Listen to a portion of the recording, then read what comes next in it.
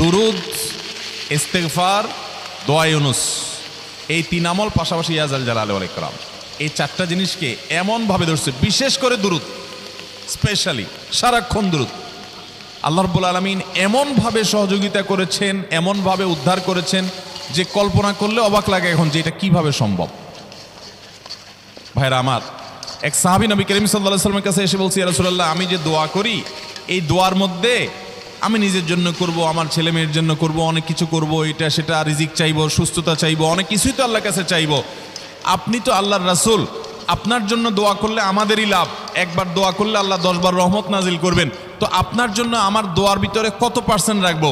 সাহাবী বারবার বিভিন্ন পার্সেন্টেজ বলছিলেন যে 3 ভাগের 1 ভাগ আপনার জন্য রাখি ইয়া রাসূলুল্লাহ, অর্ধেক রাখি, আরও বেশি করে রাখি।